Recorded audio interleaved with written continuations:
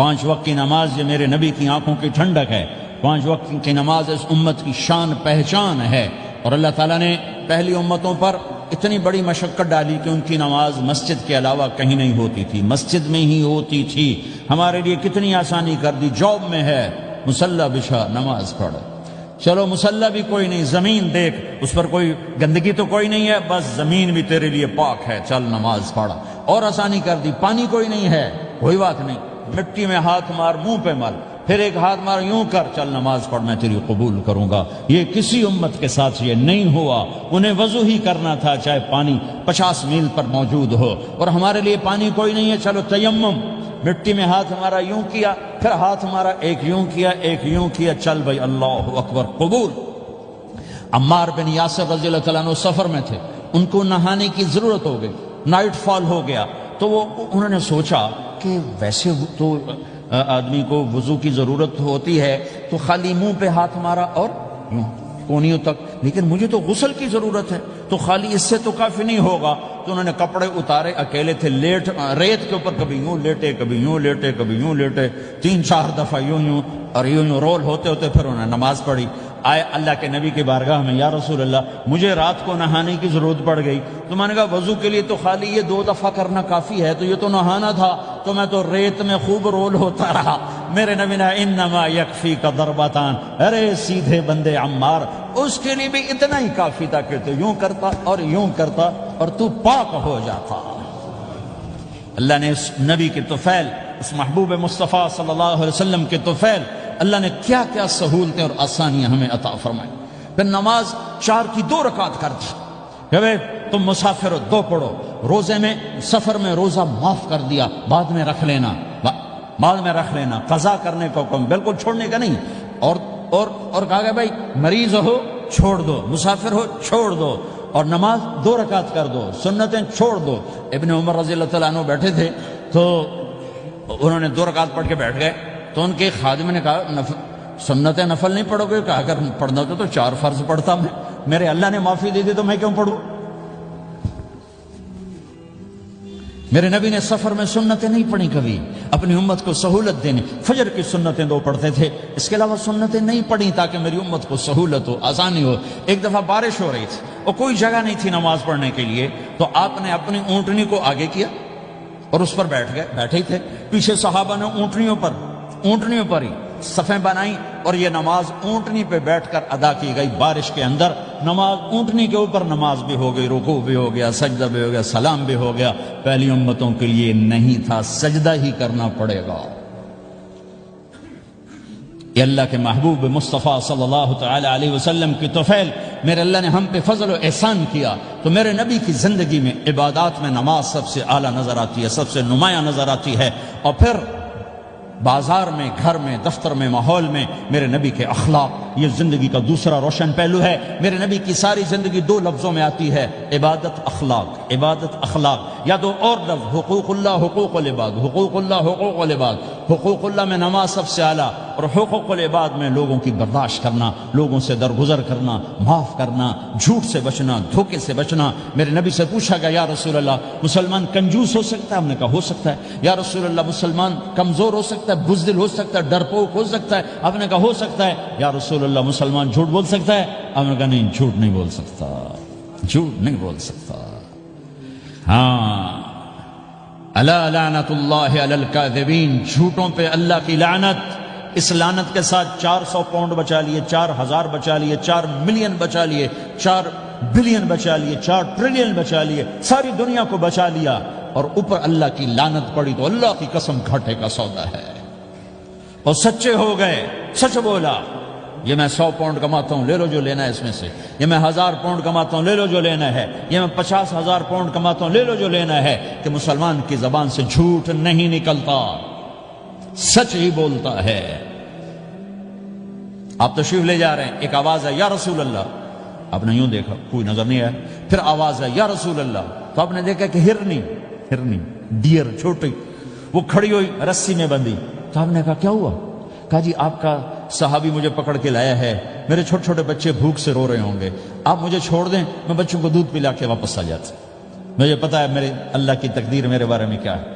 تو آپ نے کہا اگر تو واپس نہ آئی تو پھر تو اس نے کہا مجھے اللہ جہنم میں ڈال دے۔ آپ نے اس کی رسی کھول دی، خود وہیں بیٹھ گئے۔ اس نے دوڑ لگائی اور پہاڑوں میں گم ہو گئی۔ تھوڑی دیر کے بعد وہ دوڑتی ہوئی آئی اور آ کے سر یا رسول اللہ میں حاضر ہو گیا۔ تو آپ نے اس کو باندھ کے وہیں آپ بیٹھ گئے نہیں۔ دیر کے بعد وہ صحابی آئے جنہوں نے اس کو شکار کیا تھا، پکڑا تھا، تو کہنے لگے، ان کا یا رسول اللہ آپ یہاں کیسے؟ کہا میں ایک درخواست لے کر آیا ہوں۔ کہا کیا؟ کہ یہ ہرنی مجھے ہدیہ کر دو۔ کہا یا رسول اللہ سب کچھ آپ کا ہے، یعنی بس یہ ہدیہ کر دو۔ کہا یا رسول اللہ حاضر۔ تو آپ نے اس کو لے کر رسی اس کی گردن سے نکالی کہ جا بچی اپنے بچوں کے پاس جا کے خوشی منا، سچ نجات دیتا ہے اور جھوٹ ہلاک کرتا ہے۔ ایک ہرنی جان کی بازی کھیل گئی سچ بولنے کے لیے، تم چند پونڈوں پہ جھوٹ بولتے ہو، ایمان کو برباد کر کے رکھ دیتے ہو۔ مسلمان جھوٹ نہیں بولتا، مسلمان دھوکہ نہیں دیتا، مسلمان کی زبان سے سخت بول نہیں نکلتا، کسی کو بے عزت نہیں کرتا، کسی کو کی بے اکرامی نہیں کرتا، کسی کا دل نہیں توڑتا، کسی کو ذلیل نہیں کرتا، خود سہتا ہے، اوروں کو خوشیاں دیتا ہے، خود دکھ سہتا ہے، اوروں کو راحت دیتا ہے، خود تکلیف سہتا ہے۔ یہ میرے نبی کے اخلاق ہیں، یہ میرے نبی کی زندگی ہے، اور یہ اسلام کا سب سے بڑا چیپٹر ہے اور سب سے مشکل چیپٹر ہے۔ جب میرے نبی نے لمبی نمازیں پڑھی تو اللہ نے روک دیا کہ میرے حبیب ما انزلنا علیک القرآن لتشقى، اتنی لمبی نماز نہ پڑھ کے تو تھک جائے۔ میرے نبی نے تبلیغ میں زور دکھایا تو اللہ نے روک دیا، فلتذهب نفسك علیہم حسرات، میرے نبی اتنا غم نہ کر کے آپ خود ہی آہیں بھرتے بھرتے آپ مر جائیں۔ میرے نبی نے مال سارا خرچ کیا، اللہ نے اس سے بھی روک دیا، ولا تبسطها كل البسط فتقعد ملوما محسورا، اتنا خرچ نہ کریں کہ آپ خود پھر دکھی ہو کے بیٹھ جائیں۔ خرچ کرنا بہت بڑا عمل، تبلیغ سب سے سارے عملوں کا سردار عمل۔ تبلیغ سے بڑا کوئی کام ہوتا تو اللہ نبیوں کو دیتا، اگر تبلیغ سے بڑھ کر کوئی کام ہوتا تو اللہ نبیوں کو دیتا، گشت سے بڑھ کر کوئی محنت ہوتی تو اللہ نبیوں کو دیتا۔ 950 سال نوح علیہ السلام گشتی کر رہے ہیں، اور اللہ کی مان لو، اتنا عظیم عمل کا میرے نبی درمیانہ نماز سب سے بڑی عبادت، میرے نبی درمیانہ کام۔ لیکن جب میرے نبی نے اخلاق اچھے کیے، دشمن کو معاف کرنا، لیکن ایک آدمی آپ سوئے ہوئے تھے، آپ کی تلوار لٹکی تھی، ایک آدمی آیا، اس نے آپ کی تلوار اتاری اور یوں ہماری پسلی میں، آپ اٹھ کے بیٹھ گئے۔ اب وہ قتل کے ارادے کے لیے آ چکا ہے اور تلوار یہاں ہے، کہتا من یمنعک منی، اب بول تمہیں کون بچائے گا؟ تو آپ نے مسکراتے ہوئے کہا اللہ، تو اس کے ہاتھ سے تلوار گر پڑی، تو آپ نے اٹھا لی، آپ نے یوں سیدھی کی، اب تو بچا، تجھے کون بچائے گا؟ وہ کہنے لگا مجھے تو ہی بچائے گا، وہ تو اللہ کو جانتا نہیں تھا، کہا بابا مجھے تو ہی بچائے گا۔ تو آپ کہتے ہیں اس کا سر اڑا دو، یہ نبی کو قتل کرنے آیا ہے۔ میرے نبی نے فرمایا کلمہ پڑھتے ہو؟ کہا نہیں پڑھتا۔ کہا جاؤ معاف کیا۔ یہ میرے نبی کے اخلاق ہیں۔ 20 سال جنہوں نے قتل کے منصوبے بنائے، مکہ والے، جب آپ مکہ میں فاتحانہ داخل ہوئے، ابو سفیان سب سے زیادہ آپ کو دکھ پہنچانے والوں میں پیش تو آپ نے ابو سفیان کو عزت دی۔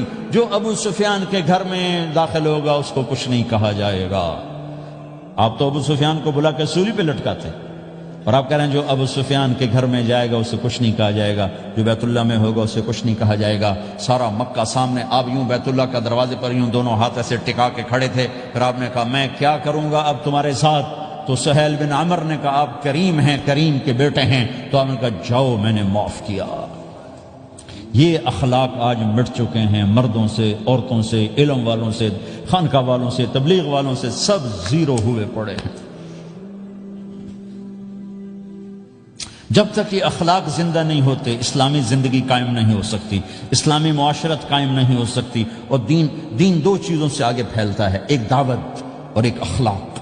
دعوت اور اخلاق۔ دعوت نہیں ہوگی تو اخلاق وہیں پڑے رہ جائیں گے، اخلاق نہیں ہوں گے تو دعوت کوئی قبول نہیں کرے۔ میرے نبی نے کتنے معجزے دکھائے مکے میں، نہیں کلمہ پڑھا۔ بدر میں ان کے 70 مارے گئے، فرشتوں کو دیکھا، جبریل کے گھوڑے کی آواز سنی، کلمہ نہیں پڑھا۔ خندق میں شکست ہوئی، کلمہ نہیں پڑھا۔ پانی نکلتے دیکھا، انگلیوں سے کلمہ نہیں پڑھا۔ ایک بکرے کا ایک بازو پکایا، ایک بازو بکرے کا، ایک اگلا جو بازو تھا، اور 40 آدمیوں نے کھانا کھایا اور ایک بوٹی کم نہیں ہوئی، کلمہ نہیں پڑھا۔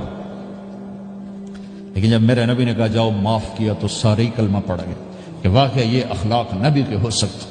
حنین کی جنگ میں جب بھاگے لوگ، شکست ہوئی، تو ایک صحابی کا بھاگتے ہوئے پاؤں ہمارے نبی کا پاؤں پر آیا، اور جوتا سخت تھا، تو آپ نے کہا اوجعتنی، اور آپ کے ہاتھ میں چھڑی تھی، آپ نے اس کو یوں ماری تو اوجعتنی، ارے تو نے مجھے کتنا زیادہ درد پہنچایا، دکھ پہنچایا۔ وہ بیچارے پگھل کے رہ گئے اور پریشان ہو گئے، اور فرماتے ہیں سارا دن میں پریشان، ساری رات پریشان کہ اللہ کے نبی کو میں نے تکلیف پہنچائی، اب میرا کیا بنے گا۔ اگلا دن ہوا تو اعلان ہو رہا تھا بھائی جس کا پاؤں نبی کے پاؤں پہ آیا تھا اس کو اللہ کے نبی بلا رہے ہیں۔ تو صحابی کہنے لگے میں نے سمجھا بس اب میری تو دنیا بھی گئی اور آخرت بھی گئی، اب میرے اوپر کیس بنے گا اور مجھے ڈانٹ ڈپٹ بھی ہوگی، میرا کتنا بڑا گھاٹا نقصان ہوگا۔ یہ حاضر ہوئے ڈرتے ڈرتے، تو آپ نے فرمایا میرے بھائی کل میں نے تمہیں چھڑی ماری تھی، وہ مجھے معاف کر دینا، اور یہ 80 اونٹ تمہیں ہدیہ دیتا ہوں، 80 کیملز یعنی 80 پراڈو، 80 رینج روور کا یہ میری طرف سے تمہیں ہدیہ ہے۔ وہ حیران پریشان، یہ میرے نبی کے اخلاق ہے، یہ میرے نبی کے اخلاق ہے۔ کانٹے بچھانے والی نے 4 دن آنا چھوڑ دیا، بیمار ہو گئی تھی، تو ہم نے کیا بات ہے، وہ ہمارے راستے میں اب کانٹے کوئی نہیں ہے، کہا یہ وہ بیمار پڑی ہے جو کانٹے بچھاتے تھے، تو آپ اس کے گھر چلے گئے، ماں جی خیریت تو ہے، اب ٹھیک تو ہیں، کہا بیٹا مجھے کلمہ پڑھا دے، بس تیرے اخلاق نے مجھے فتح کر لیا ہے۔ میرے بھائیوں یہ چیپٹر بھول چکے ہیں، بھول چکے ہیں، بھول چکے ہیں۔ جب تک یہ چیپٹر زندہ نہیں ہوگا زندگی اسلامی نہیں بنے گی، معاشرہ اسلامی نہیں بنے گا، اور آگے قوموں کے لیے اسلام کا دروازہ نہیں کھلے گا۔ ہمیں معاف کرنا آتا ہو، ہمیں گالی دینے والے کو دعا دینا آتا ہو، غیبت کرنے والے کی تعریف آتی ہو، اور غیبت کرنے سے، غیبت سننے سے اپنے آپ کو ایسے بچاؤ جیسے زہر سے بچاتے ہو، جیسے آگ سے بچاتے ہو۔ ایک دوسرے کو نفرت کا بول نہ بولو ورنہ ساری زندگی تباہ و برباد ہو جائے گی۔ میرے رب کی قسم، میرے نبی نے کہا ایک زبان کا بول انسان بولتا ہے اور جہنم کی گہرائیوں میں گر جاتا ہے، اور ایک زبان کا بول انسان بولتا ہے اور جنت کے درجات پر چڑھ جاتا ہے۔ یہ زبان بہت طاقتور چیز ہے، میں ہر بیان میں اس کو دہرا رہا ہوں کہ جتنا یہ عمل ختم ہو چکا ہے اتنا کوئی عمل بھی نہیں ختم ہوا ہے۔ اور ایک صحابی ہیں ابو دجانہ۔ کون ابو دجانہ؟ السابقون الاولون من المہاجرین والانصار، اس میں پہلی صف کے صحابہ۔ کون ابو دجانہ؟ جب آپ حج پر گئے تو اپنی جگہ مدینے کا امیر ابو دجانہ کو بنایا۔ ابو دجانہ حج میں شریک نہیں ہوئے کہ آپ نے اپنی جگہ ان کو اپنا نائب بنا کے وہاں کھڑا فرمایا ابو دجانہ میری جگہ پر مدینے کا امیر ہے، یہ وہ ابو دجانہ ہیں۔ کون ابو دجانہ؟ جو جنگ بدر سے لے کر آخری حج تک ہر سفر میں شریک ہیں، ہر سفر میں شریک ہیں۔ ان کی ایک بات میں بتانا چاہتا ہوں، پہلے تھوڑی سی ان کی ہسٹری بتانا چاہتا ہوں۔ کون ابو دجانہ؟ احد کی جنگ میں آپ نے تلوار اٹھائی، کہ اس تلوار کو کون لے گا؟ کئی صحابہ کھڑے ہو گئے، آپ نے کہا اس تلوار کا حق کون ادا کرے گا؟ سارے بیٹھ گئے، 3 آدمی کھڑے رہے، ایک زبیر بن عوام، ایک عمر بن خطاب، ایک ابو دجانہ۔ ان کا نام ہے سماک بن خرشنہ، سماک بن خرشنہ ان کا نام ابو دجانہ سے مشہور ہے۔ تو آپ نے تلوار نہ عمر کو دی، نہ زبیر کو دی، ابو دجانہ کو دی۔ تو عمر رضی اللہ عنہ نے تو محسوس نہیں کیا، حضرت زبیر نے محسوس کیا کہ اس کو کیوں دی، مجھے کیوں نہیں دی؟ میں مہاجرین میں سے ہوں، میں پھوپھی کا بیٹا ہوں، میں اس سے دلیری میں کم نہیں ہوں۔ بلکہ حضرت زبیر کی دلیری کی تو دھک تھی، جدھر سلوار چلتی تھی کاٹتی چلی جاتی تھی، کہنے کہ میں دیکھوں گا یہ کیا کرتا ہے۔ تو ابو دجانہ کے پیچھے پیچھے زبیر ہو لیے۔ تو ابو دجانہ نے جو حملہ کیا تو 3000 کا لشکر تھا، اس کو چیر کے پار نکل کے، پورے لشکر کو کاٹ کے پار نکل کے، اور آگے عورتیں کھڑی تھیں جو مکے کے لشکر کو تیار کر رہی تھیں۔ نحن بنات طارقی نمشی علی النمارقی مشی القتل بوارقی المسک فی المخالقی المسک فی المفارقی والذر فی المخالقی ان تقبلوا نعانقی وتدبروا نفارقی فراق غیر وامقی۔ یہ گانا گا رہی تھیں اور ان کو تیار کر رہی تھیں۔ تو جب ابو دجانہ کی تلوار نظر آئی تو سب بھاگی، ہندا پکڑی گئی، تو آپ نے یوں اپنی تلوار ہندا کے سر پر رکھی، انہوں نے چیخ ماری، تلوار ہٹا لی۔ تو زبیر پیچھے پیچھے کہ کیا کیا ہے؟ جنگ میں اگر کوئی عورت حصہ لے اسے مارنا جائز ہے، ویسے جائز نہیں ہے، عورت کو، بچے کو، بوڑھے کو ہاتھ لگانا جائز نہیں ہے۔ تو انہوں نے کہا تلوار کیوں نہیں چلائی؟ کہا میرے محبوب کی تلوار ہے، عورت کے خون سے رنگین کر کے اس کی شان نہیں گھٹانا چاہتا، یہ میرے نبی کی تلوار۔ پھر واپس ہوئے، پھر اٹیک کیا اور پھر مجمع کو چیر دیا۔ سامنے ایک آدمی آ رہا تھا ہاتھی کی طرح، اتنا لمبا موٹا تازہ، تو زبیر کہنے لگے میرے جی میں آیا کبھی اس کی ٹکر ہونا پھر میں دیکھوں ابو دجانہ کیا چیز ہے۔ تو اللہ کا کرنا ایسا ہوا، ابو دجانہ دونوں آمنے سامنے ہو گئے۔ تو وہ ایسے شاہ سوار تھے کہ دونوں طرف کے لشکر ذرا تھم گئے اور وہ دونوں بھڑ گئے۔ ابو دجانہ کے اپنے جوہر، اس پہلوان کے اپنے جوہر، غبار اٹھا، مٹی اٹھی، اور اس کی اپنی طاقت، ان کی اپنی طاقت، انہوں نے ابو دجانہ کو اس نے زخمی کر دیا۔ ابو دجانہ نے جو جوش میں آ کے ماری تلوار، اس کو لگی یہاں، تو اتنی طاقت سے لگی کہ اس کے نیچے اتر کر دو ٹکڑوں میں تقسیم کر دی۔ یوں ماری تو ایک حصہ ادھر، ایک حصہ، پھر یوں دیکھا اور اپنے چہرے سے لوہے کی ٹوپی اتاری، اما ترا انا ابو دجانہ، کیا دیکھ رہے ہو؟ میں ہوں ابو دجانہ، تلوار صحیح لی ہے میں نے، غلط نہیں لی، یہ ابو دجانہ ہیں۔ اور جب شکست ہو گئی احد کی جنگ میں، اور پھر 10-12 آدمیوں نے آپ کو گھیرے میں لیا ہوا تھا، ان میں ایک ابو بکر تھے، عمر تھے، علی تھے، طلحہ تھے، زبیر تھے، سعد بن ابی وقاص تھے، اور سہل بن حنیف تھے، عبادہ قتادہ بن نعمان تھے، اور ابو دجانہ تھے رضی اللہ تعالی عنہم۔ ان میں سے ایک ابو دجانہ بھی تھے، اور یمامہ کی جنگ میں ابو دجانہ شہید ہوئے، یمامہ کی جنگ میں شہید ہوئے۔ یہ ابو دجانہ کی تھوڑی سی سیرت آپ کے سامنے آئی ہے۔ اس کے بعد اب آپ ان کے قول کو سنو تاکہ اس کا وزن آپ کے سامنے آئے۔ یہ بدر کے شریک ہیں، اللہ کے نبی نے کہا بدر کا صحابی جو مرضی کرے بخشا گیا۔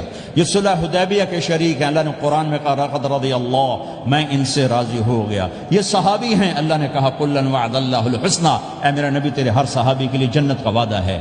اور اب یہ کیا کہتے ہیں؟ یہ کیا کہتے ہیں لوگو؟ ان ارجع عملی عند، لوگو میرے پاس، ابو دجانہ میرے پاس بخشش کا سب سے بڑا عمل جانتے ہو کیا ہے؟ بدر نہیں، احد نہیں، حدیبیہ نہیں، خندق نہیں، خیبر نہیں، فتح مکہ نہیں، آخری حج نہیں، کیا ہے؟ کیا ہے لوگو؟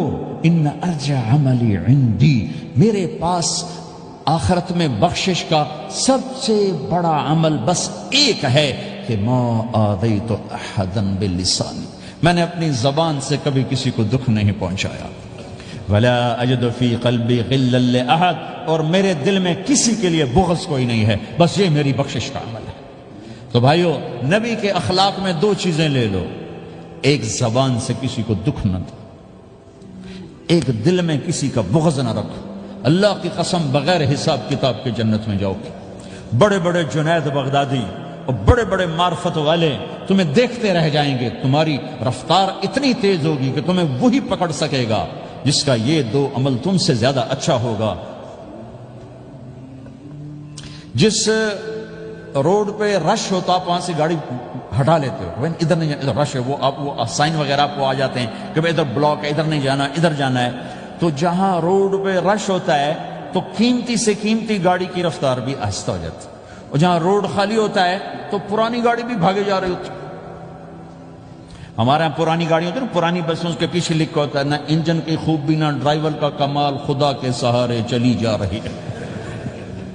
اور جس کے پاس ایسی گاڑی ہو، نہ انجن کی خوبی نہ ڈرائیور کا کمال، تو اگر اس کو روڈ خالی مل جائے تو وہ تو مرسیڈیز والے سے پہلے پہنچے گا، رینج روور والے سے پہلے پہنچے گا، بینٹلی والے سے پہلے پہنچے گا، رولز رائس والے سے پہلے پہنچے گا، جو وہ تو پھنسی کھڑی اور اس کا روڈ ہی خالی ہے۔